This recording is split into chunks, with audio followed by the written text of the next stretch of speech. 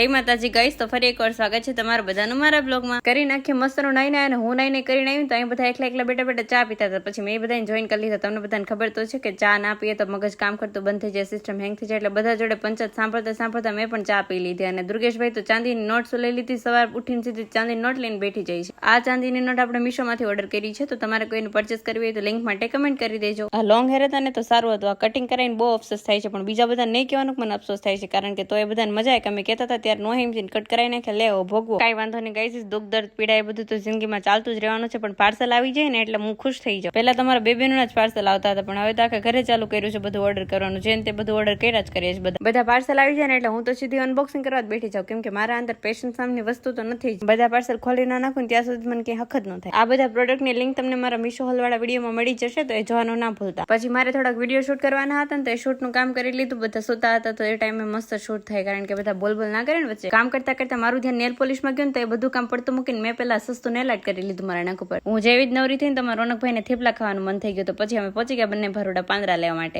જો કે મસ્ત લાગે છે ને મારા નેલ્સ, પણ હમણાં કામમાં નેલ પોલિશ ક્યાં વહી જાય ને ખબર જ નહીં પડે. ઘરે આવીને આપણે મસ્તનો ફ્રીજમાંથી બધો સામાન કાઢી લીધો, કારણ કે રોનકભાઈને થેપલા ખાવા છે તેના માટે થેપલા તો બનાવવા પડશે ને. પછી આપણે આદુ, લીલા મરચા, લીલા ધાણા, લસણ બધું નાખીને ખાંડીને મસ્તનો પેસ્ટ બનાવી નાખ્યો. પછી આપણે મસ્તના સરગવાના પાન તોડી લીધા. લીલા ધાણા અને સરગવાના પાન મસ્ત ધોઈને પછી આપણે કરી દીધું લોટ બાંધવાનું ચાલુ. મેં હજુ તો લોટ બાંધવાનું ચાલુ કર્યું ને ત્યાં મમ્મી બાજુમાં ચા બનાવવા આવી ગયા. તો મમ્મી એવું કહેતા હતા કે તમે આખો દિવસ બધા ચા પીધા કરો છો, તમે ખાલી ચા પીવાનું બંધ કરી દેશો ને તોય આપણે કરોડપતિ થઈ જાવ. પણ મમ્મીને કોણ સમજાવે કે ચા મૂકીને કરોડપતિ ના થવાય, ચા પીએ ને તો જ કરોડપતિ થવાય. પછી મેન ધારાબેને મસ્તી કરતા કરતા બધા માટે મસ્તના થેપલા બનાવી નાખ્યા. થેપલા બનાવીને બેસી ગયા આપણે જમવા માટે. તો આવા જ મારા ડેઈલી બ્લોગ જોવા માટે મને ફોલો કરી લ્યો. મળી આવે નવા બ્લોગમાં નવી મોજ મસ્તી સાથે. લાઈક, શેર અને સબસ્ક્રાઇબ કરવાનું ના ભૂલતા. Bye bye.